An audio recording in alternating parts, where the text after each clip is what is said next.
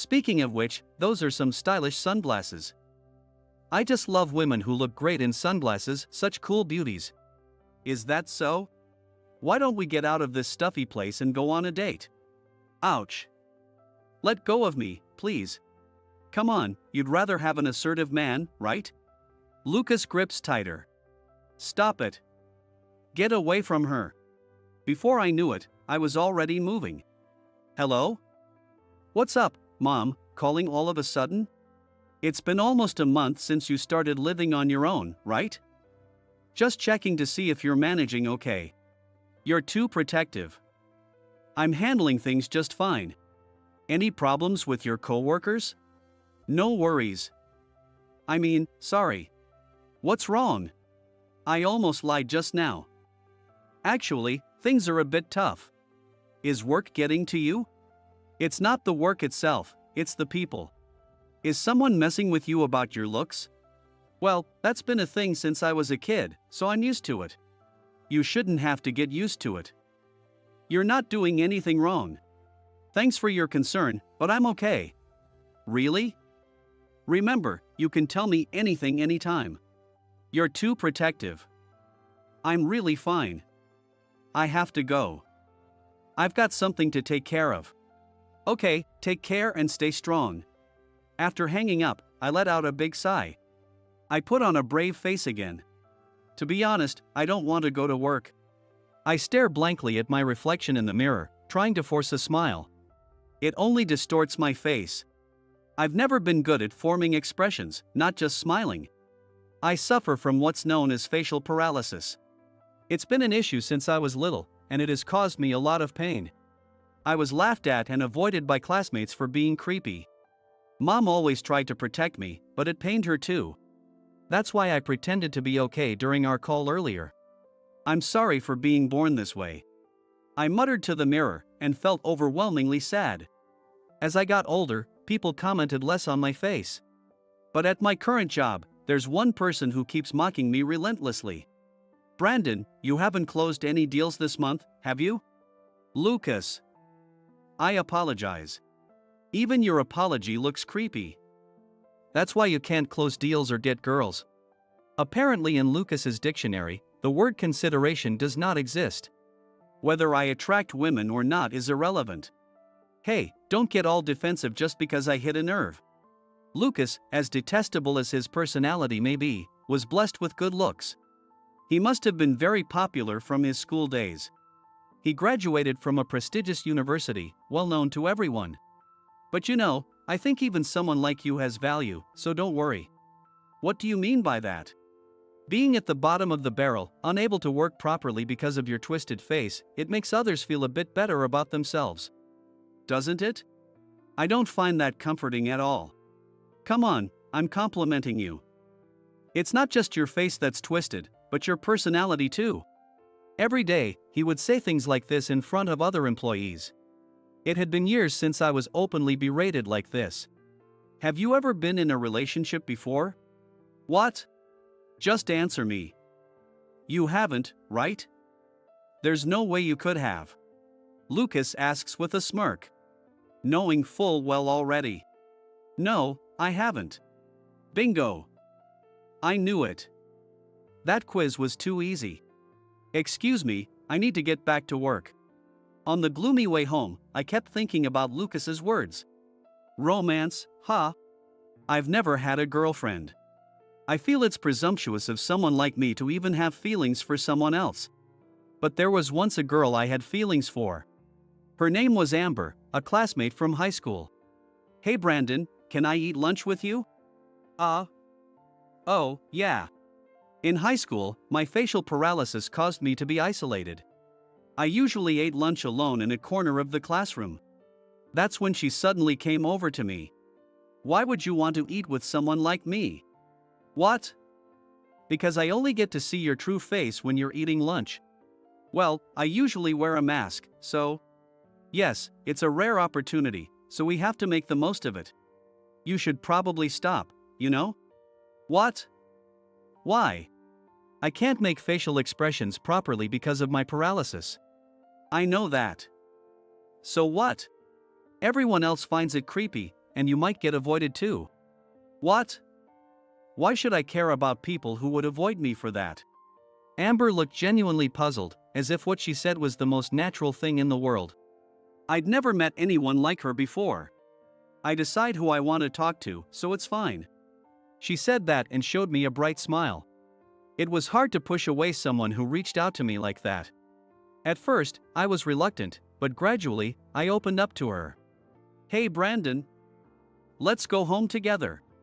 Okay. Before I knew it, I had fallen into Amber's rhythm and was surprised at how close we had become. Initially, I suspected she had an ulterior motive, but her purity made such thoughts feel shameful. My mom and I had a fight last night. Do you ever fight with your parents? Not really. I think we get along pretty well.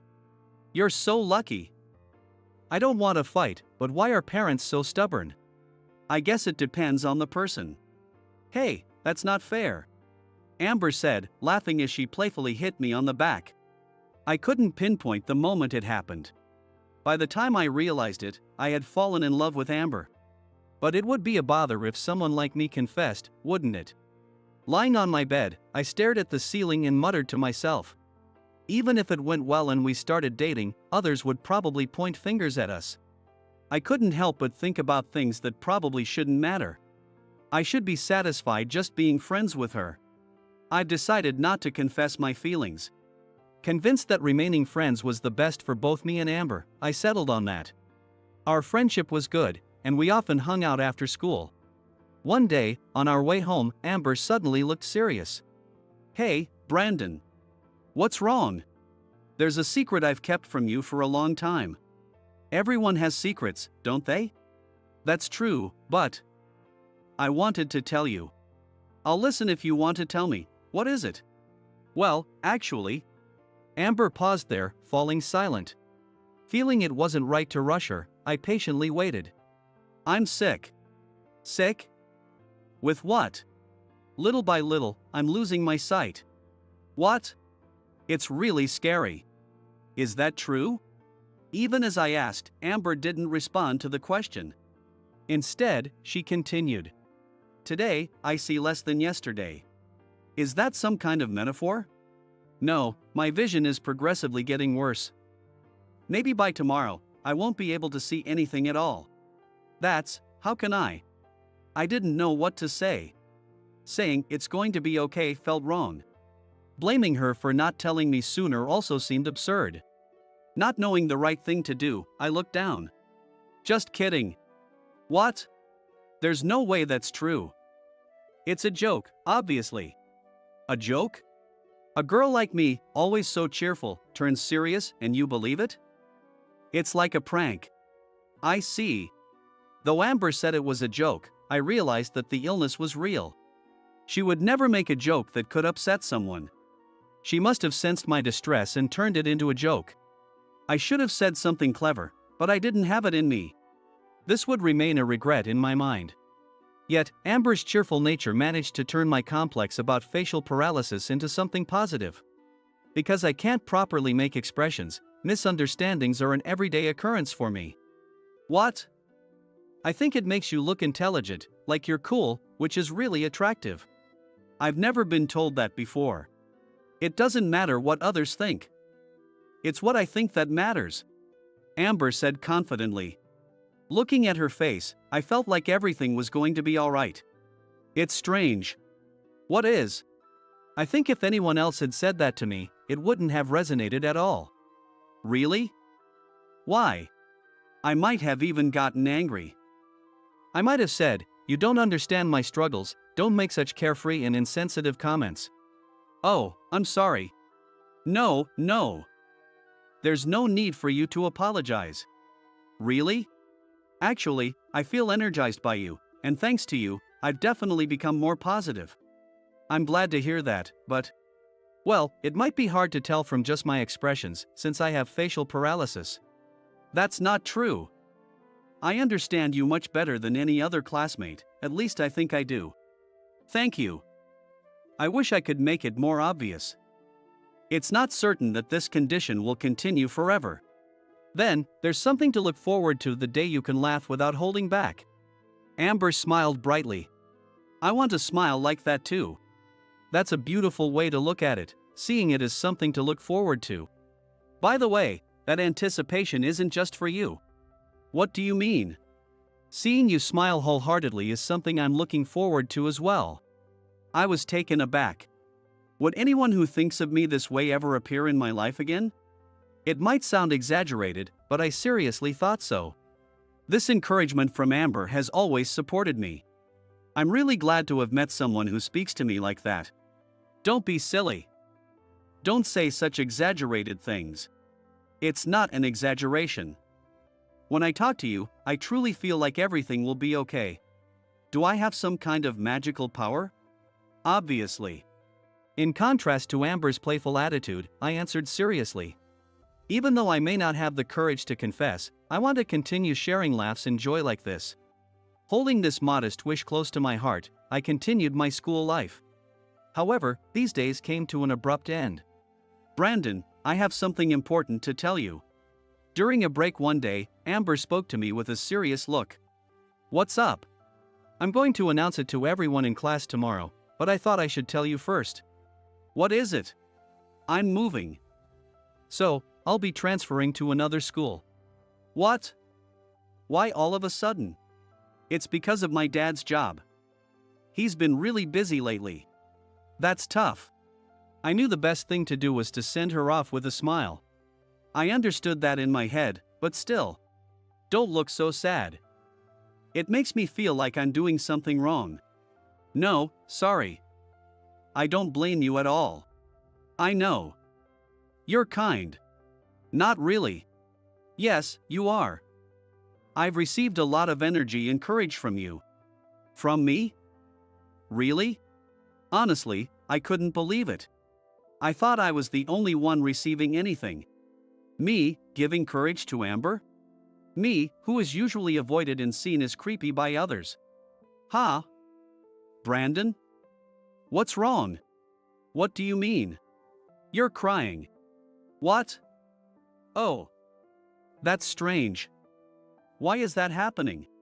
It must be because you're sad about us parting ways. That makes me happy. Of course, that was part of it. But these tears weren't just about that. I was happy to know that I had been able to give something to Amber. All these mixed feelings came out as tears. Amber, take care. I'll also keep trying to stay strong. Thank you. I won't forget you, Brandon. Amber said this and gripped my hand firmly. Her eyes seemed to shimmer with tears. Thus, my first love ended without ever being fulfilled. On my way home from work, I reminisced about those days. The promise I made with Amber to stay strong. Am I really keeping it? Honestly, I'm not sure. If I keep moping around, she'd probably laugh at me. I loved Amber's smile, but the smile I wanted to see wasn't one made to cheer me up. I wanted to be in a relationship where we could truly laugh together from the bottom of our hearts. All right. I'll try harder from tomorrow. I lifted my head, encouraging myself. Even in my memories, Amber always managed to make me more positive. I wonder how she's doing now. I haven't seen Amber since then. I hope to meet her again someday and finally express my feelings.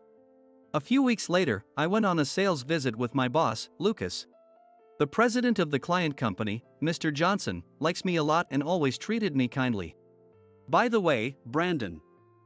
This isn't related to work, but may I ask you something? What is it? You know I have a daughter about your age, don't you? Of course. I've seen her picture, she's very beautiful. How about it? Would you consider marrying her? What? I was taken aback by the unexpected suggestion. She's precious to me, but I think I could entrust her to someone like you. Well, I'm not sure. It's not a bad idea, I think.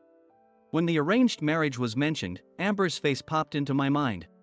She's been in my heart unchanged since high school. I don't really expect a miraculous reunion that leads to marriage. But I can't imagine being with someone else while Amber is still in my heart. I appreciate the sentiment, but... Brandon! Wait a minute. I'm not letting you decline. What? There's no one better than you. I often tell my daughter about you. How you're a quiet, serious young man who's competent at his job. No, that's not true at all. Please. Just meet her once, that's all I'm asking. Are you sure I'm the right choice? It has to be you. Don't underestimate yourself like that. Being put on the spot like this, and considering he's a client, it was hard to say no. All right. I will meet her once. Oh. Really? Thank you. I'm sure my daughter will be thrilled. I hope so. Be more confident. Right, Lucas? Lucas, who had been listening to our exchange, clearly looked displeased. Well, I'm not sure what to think. Why the long face? Aren't you happy for your subordinate? Despite Mr. Johnson's energetic reassurance, Lucas's expression remained unaltered. So, Brandon. I'll contact you again with the details. I'm counting on you. Understood. Thank you for arranging this. Ha! I might be the most excited of all. I'm really looking forward to this. The difference in enthusiasm between Mr. Johnson and me could not be more stark. It was nice to be valued not just as a worker, but as a person. But still, is it really okay to go to this arranged meeting with such half-hearted feelings? What would Amber do in this situation? On my way home, I muttered to myself, alone. Not that she would answer. Actually, it would be scary if she did. I joked to myself as I trudged along. But maybe, this was a sign to stop dwelling on Amber. I considered that possibility. Mr. Johnson was quick to act and he called me the next day. Brandon. It's set for Saturday the week after next. Are you free? This is about the matchmaking meeting, not work, right? Of course. I arranged everything right after you guys left. Thank you. Saturday the week after next works for me. Good. Even if it doesn't work out, I'll keep setting it up until it does. I didn't know what Mr. Johnson's daughter would think of me. Yet, I wanted to respond to his enthusiasm. Mr. Johnson would give me the time and place later. I wrote down these details in a notepad nearby. I never imagined myself in an arranged marriage. While I'm not averse to marriage, it always felt like something distant. This date doesn't necessarily mean I'll get married. The night before, I couldn't sleep, thinking about various things. No matter what I thought about, Amber's face would appear. I wish I could see her. What am I saying on the night before the matchmaking meeting? I was almost disgusted with myself. And then the morning of the meeting arrived. As I headed to the restaurant Mr. Johnson had told me about, Lucas called. Hey Brandon. About today's meeting, there's been a change in the venue. Really? Mr. Johnson called me and told me to go to the place I'm about to mention, Lucas said. Wait a moment. Why did Mr. Johnson contact you instead of me? There are various reasons. Mr. Johnson is also busy, so it can't be helped, he replied. I'm not sure if that's the issue here. He apologized for the sudden change. I'll send you the details of the store, Lucas continued. All right. Thank you very much, I said. Despite my confusion, I headed to the store that Lucas had mentioned. However, there was no sign of my supposed date, and there wasn't even a reservation made. Could it be that he lied to set me up? Given Lucas's usual hostility towards me, it's not an implausible scenario. He probably doesn't like the fact that Mr. Johnson favors me. I need to hurry. I rushed back to the original meeting place. Ultimately, I arrived significantly later than the scheduled time. There I found Mr. Johnson's daughter and Lucas together. Mr. Johnson's daughter was wearing sunglasses, making it hard to read her expression. However, it was obvious she was beautiful. Wow, I didn't expect Mr. Johnson's daughter to be this gorgeous, he remarked. And where is Brandon? I am Brandon. More importantly, what do you think of me? I don't look bad, right? I'd even say I'm quite handsome, he said. Lucas was completely wooing my date. So this was why he had lied. By the way, those are stylish sunglasses. I have a thing for cool beauties who look good in sunglasses. Is that so? Why don't we leave this stiff place and go out on a date? Lucas suggested, grabbing Mr. Johnson's daughter's arm. Ouch. Please let go, she protested. Come on, you like assertive men, don't you? Stop it. Get away from her. Without thinking, I acted to protect her. I freed her from Lucas's grip and protected her. What are you doing here? Why did you come? I'm here for a date. But more importantly, you set me up, didn't you? What? What are you talking about? I'm Brandon, he claimed. Are you still going on about that? You were interrupting us just as things were getting good. Who are you? He still insisted on being Brandon. How far will he go with his deceit? I am Brandon. You are Lucas. What are you talking about? I'm Brandon. Stop making things up, he replied. Perhaps he thought he could fool her since it was their first meeting. Just then, a waiter from the back of the restaurant came forward. He then told Mr. Johnson's daughter. The person who just protected you is Brandon. What? Who are you? It's none of your business. Lucas protested. Outsider? I'm an acquaintance of Brandon, so I just told you what I know, the waiter explained. What? Brandon is a regular here, he added. Although Mr. Johnson, our client, made the reservation, I frequented this place often. The waiter, sensing the situation, offered his help. Mr. Johnson's daughter turned to Lucas and spoke. Did you try to deceive me? No, I mean, it's just that. Lucas turned pale. This man is Lucas. He's my boss at the company, I explained. So, he's connected to my father. I'll report everything, she declared. What? Wait a minute. He probably thought it as a prank. Lucas suddenly started to panic. If this gets out, it's definitely going to be bad. You brought this upon yourself. Honestly, I'm surprised you thought you could get away with such a poorly thought out plan, I said. I have a request for the two of you. Please don't report this to Mr. Johnson. No, I refused. I decline as well, she added. No way. I'm sorry. It was my fault. I apologize, Lucas pleaded. Please keep your voice down inside the restaurant as it disturbs other customers, the waiter interjected. Shut up. That's the least of my worries right now. I will not forgive you, so please leave immediately, she insisted. Lucas, right? You weren't really supposed to be here, were you? No, I mean, yes. I'm sorry. Lucas left the restaurant with his head down. Finally, the troublemaker was gone. So, you're Brandon, right? What? I recognized your voice immediately. Don't you remember me, Brandon? Could it be Amber? She looked so different, I hadn't recognized her. I had assumed it was just a coincidence that she had the same last name as our client, Mr. Johnson. What are the odds? It's like a dream to meet you like this after so long. It's been a while, she said. Amber, those sunglasses, can you no longer see? Yes. I can't see at all, she replied. I see. Unsure of what to say after such a long time, I was at a loss for words.